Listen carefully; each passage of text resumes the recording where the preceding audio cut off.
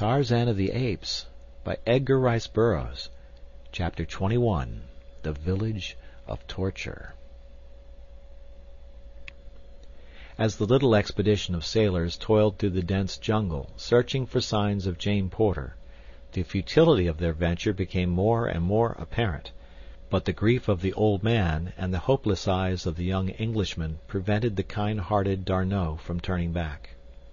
He thought that there might be a bare possibility of finding her body, or the remains of it, for he was positive that she had been devoured by some beast of prey.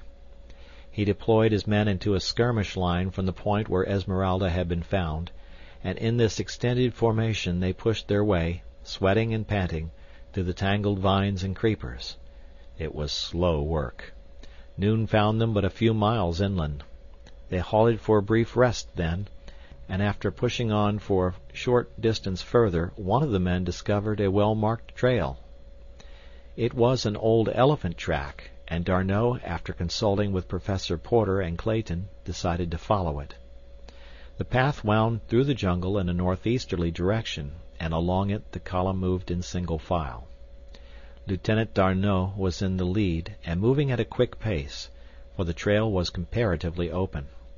Immediately behind him came Professor Porter, but as he could not keep pace with the younger man, D'Arnot was 100 yards in advance, when suddenly a half-dozen black warriors arose about him.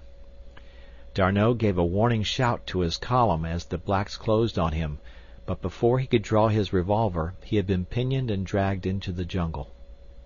His cry had alarmed the sailors, and a dozen of them sprang forward past Professor Porter, running up the trail to their officer's aid. They did not know the cause of his outcry, only that it was a warning of danger ahead.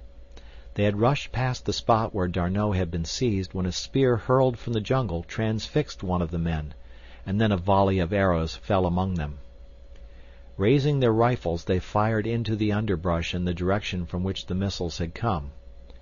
By this time the balance of the party had come up, and volley after volley was fired toward the concealed foe. It was these shots that Tarzan and Jane Porter had heard. Lieutenant Charpentier, who had been bringing up the rear of the column, now came running to the scene, and on hearing the details of the ambush, ordered the men to follow him, and plunged into the tangled vegetation. In an instant they were in a hand-to-hand fight with some 50 black warriors of Mbonga's village. Arrows and bullets flew thick and fast. Queer African knives and French gun butts mingled for a moment in savage and bloody duels, but soon the natives fled into the jungle, leaving the Frenchmen to count their losses. 4 of the 20 were dead, a dozen others were wounded, and Lieutenant D'Arnot was missing. Night was falling rapidly, and their predicament was rendered doubly worse when they could not even find the elephant trail which they had been following. There was but one thing to do: make camp where they were until daylight.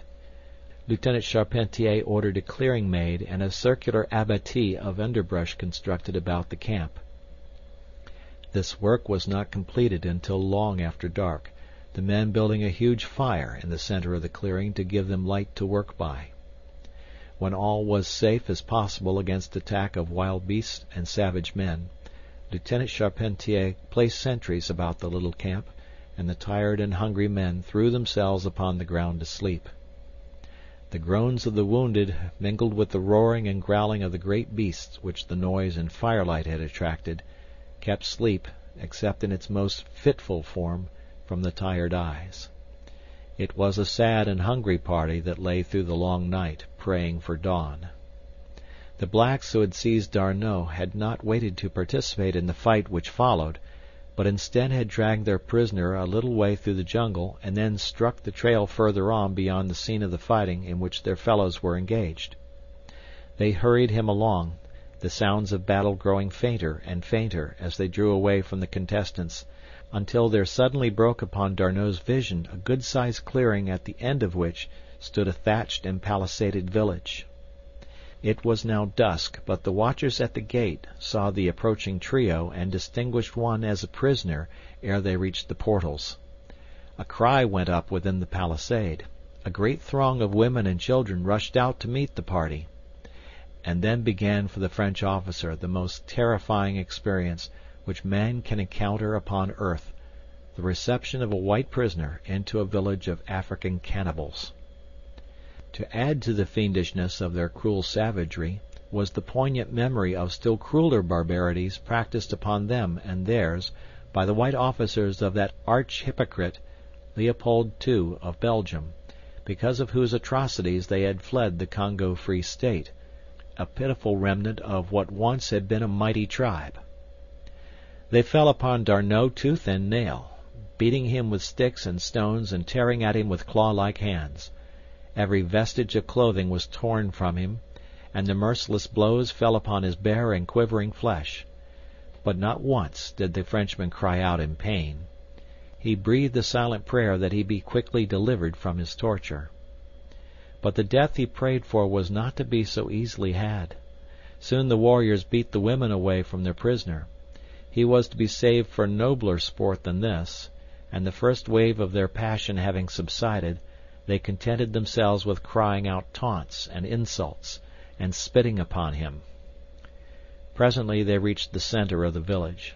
There D'Arnot was bound securely to the great post from which no live man had ever been released.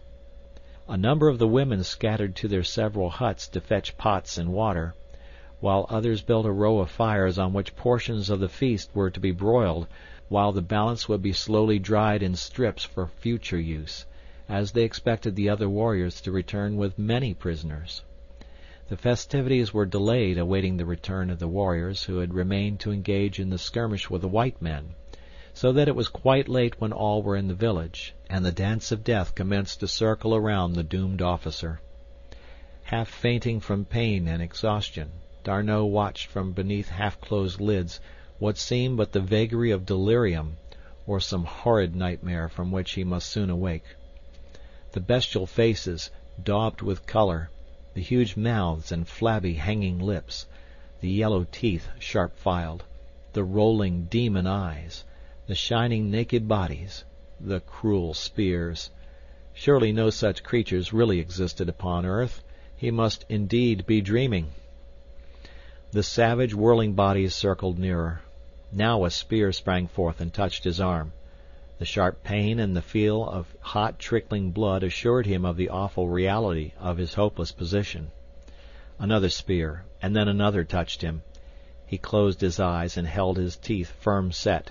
He would not cry out. He was a soldier of France, and he would teach these beasts how an officer and a gentleman died. Tarzan of the Apes needed no interpreter to translate the story of those distant shots. With Jane Porter's kisses still warm upon his lips, he was swinging with incredible rapidity through the forest trees, straight toward the village of Mbonga. He was not interested in the location of the encounter, for he judged that that would soon be over. Those who were killed he could not aid, those who escaped would not need his assistance. It was to those who had neither been killed or escaped that he hastened, and he knew that he would find them by the great post in the center of Mbonga village. Many times had Tarzan seen Mbonga's black raiding parties return from the northward with prisoners, and always were the same scenes enacted about that grim stake, beneath the flaring light of many fires. He knew, too, that they seldom lost much time before consummating the fiendish purpose of their captures. He doubted that he would arrive in time to do more than avenge. On he sped. Night had fallen, and he traveled high along the upper terrace where the gorgeous tropic moon lighted the dizzy pathway through the gently undulating branches of the tree-tops. Presently he caught the reflection of a distant blaze. It lay to the right of his path. It must be the light from the campfire the two men had built before they were attacked. Tarzan knew nothing of the presence of the sailors. So sure was Tarzan of his jungle knowledge that he did not turn from his course, but passed the glare at a distance of a half-mile. It was the campfire of the Frenchmen. In a few minutes more Tarzan swung into the trees above Mbonga's village. Ah, he was not quite too late. Or was he? He could not tell. The figure at the stake was very still, yet the black warriors were but pricking it. Tarzan knew their customs. The death blow had not been struck. He could tell almost to a minute how far the dance had gone. In another instant Mbonga's knife would sever one of the victim's ears. That would mark the beginning of the end, for very shortly after only a writhing mass of mutilated flesh would remain. There would still be life in it, but death then would be the only charity it craved. The stake stood 40 feet from the nearest tree. Tarzan coiled his rope. Then there rose suddenly above the fiendish cries of the dancing demons the awful challenge of the ape-man. The dancers halted as though turned to stone. The rope sped with singing whir high above the heads of the blacks. It was quite invisible in the flaring lights of the campfires.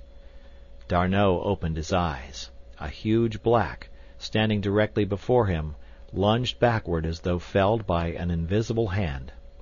Struggling and shrieking, his body, rolling from side to side, moved quickly toward the shadows beneath the leaves.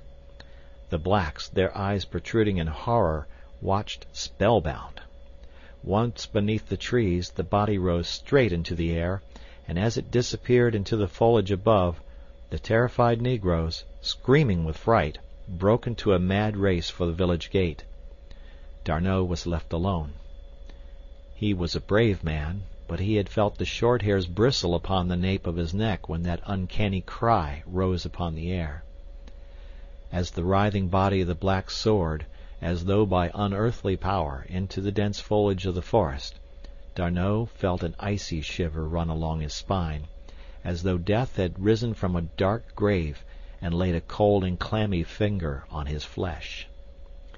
As D'Arnot watched the spot where the body had entered the tree, he heard the sounds of movement there. The branches swayed as though under the weight of a man's body. There was a crash, and the black came sprawling to earth again, to lie very quietly where he had fallen. Immediately after him came a white body, but this one alighted erect. D'Arnot saw a clean-limbed young giant emerge from the shadows into the firelight and come quickly toward him. What could it mean? Who could it be? Some new creature of torture and destruction, doubtless. D'Arnot waited. His eyes never left the face of the advancing man, nor did the other's frank, clear eyes waver beneath D'Arnot's fixed gaze. D'Arnot was reassured, but still without much hope, though he felt that that face could not mask a cruel heart. Without a word, Tarzan of the Apes cut the bonds which held the Frenchman. Weak from suffering and loss of blood, he would have fallen but for the strong arm that caught him. He felt himself lifted from the ground. There was a sensation as of flying, and then he lost consciousness. End of chapter.